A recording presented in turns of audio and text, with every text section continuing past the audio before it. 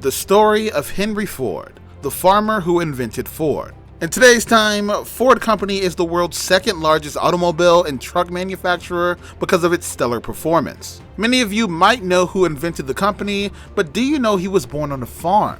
Bet you didn't. Henry Ford became one of the world's richest and most renowned persons by inventing the company in 1903. Almost 120 years later, it's the second biggest finance company in the world with major steel, glass, and tractor production. But all of this didn't happen at once. There are many chapters in Henry's story. If you want to know them all, keep watching the video. But before we begin, make sure you subscribe to our channel and press the bell icon to never miss any updates. Henry Ford was born on a farm on July 30th, 1863 in Springwellstown, Michigan. He was the son of May Ford and William Ford. His father was from Ireland and his mother was from Michigan. Henry had 4 younger siblings: Margaret Ford, born in 1867, Jane Ford, born in 1868, William Ford, born in 1871, and Robert Ford, born in 1879. Henry attended Springwell's middle school till 8th grade and never went to high school. He exemplified some of the virtues that made him so successful and well known from an early age. He arranged for his friends to build elementary wheels and steam motors with him. Ford learned about full-size steam engines by becoming pals with the older men who ran them. He taught himself to repair watches and utilized the watches as books to learn the basics of machine design. Thus, Ford showcased mechanical aptitude, leadership talent, and a knack for learning by making mistakes from trying. These factors eventually became the foundation of his innovative career. When he turned 12 in 1875, his father gave him a watch. In the same year, he noticed the system of Nichols and Shepard road engine, the first vehicle he'd seen except for the horse-drawn one on his farm. Getting inspired by it, Ford constructed a steam tractor and wagon and a car at a young age, but thought steam was not adequate for lighting vehicles as the boiler was risky.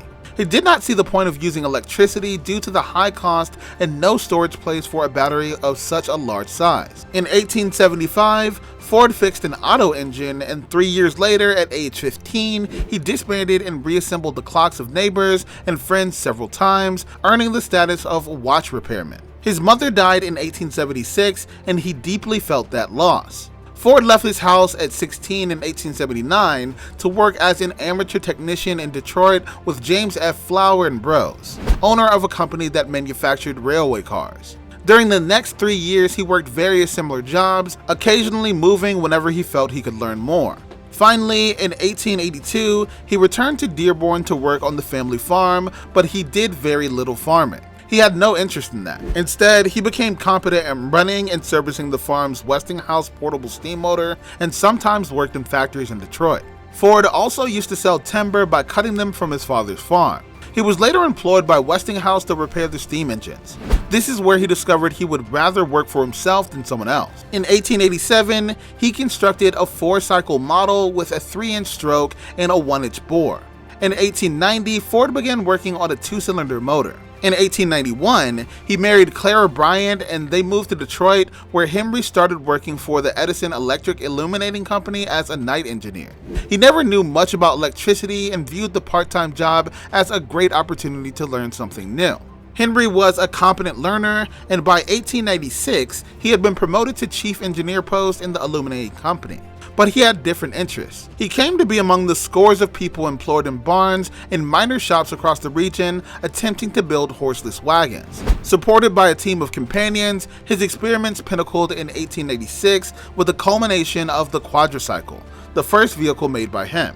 It comprised 4 cable wheels which seemed like big bicycle wheels, was navigated with a tiller similar to a boat, and had no reverse, 2 forward accelerations. A second car came next in 1898. Ford now ascertained the capacity to enunciate and aim, convinced people to accept it, and enabled him to accomplish that vision. He convinced a group of businessmen to support him in the greatest risk of his life, a corporation to create and sell horseless vehicles. However, Ford didn't know anything about operating a business, and understanding the trial and error method is almost impossible without failure.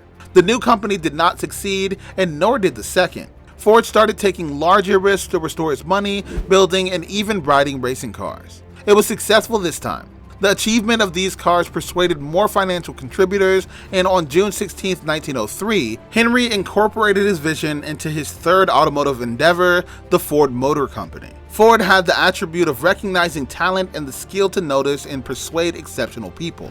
He employed a team of youthful, competent men who understood his vision and would help him make the company into what it is today and one of the world's greatest industrial businesses. The company's first car, Model A, was developed with various improved classifications. In 1907, the $600 Model N Ford's four-cylinder earned him a lot of money and a reputation by becoming the best-selling car in the nation.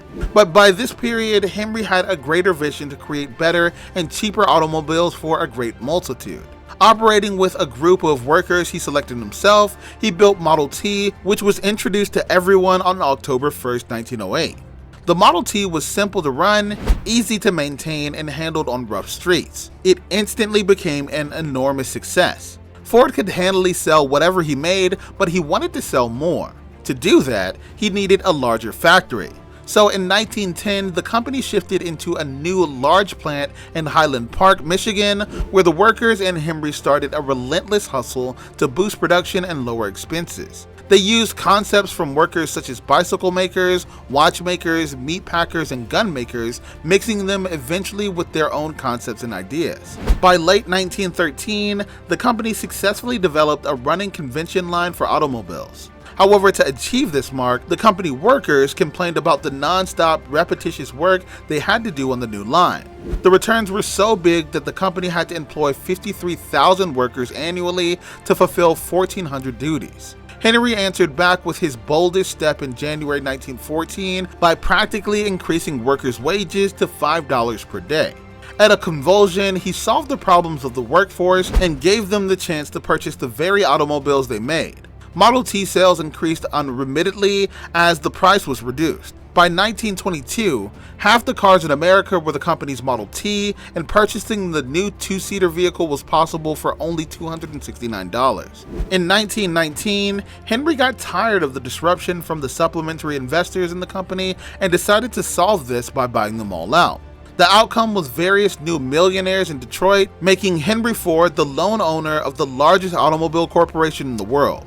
Ford appointed Edsel, his 26-year-old son, as president, but Henry still held the main power in the company. In 1917, Ford commenced building an even larger factory in Dearborn, Michigan, where coal and iron ores were brought on by railroad. However, due to the increasing population, sales began to drop in 1920s, and by 1927, he had to shut down the factory completely and start designing an all-new car. By 1927, all efforts in the manufacturing procedure, from purifying raw substance to the final assembly of the automobile, took place at the new large plant, depicting Henry's idea of mass production. After some time, it became the largest factory in the world, making not only automobiles but components that were used in making cars, such as glass, tires, steel, etc. Henry died on April 7th at the age of 83 in 1947, but the Farm Boys Company created history by establishing the base of the 20th century. That's it for today's video. If you liked it, then press the thumbs up and share button. We'll be back again with more amazing content. Take care till then, and thanks for watching.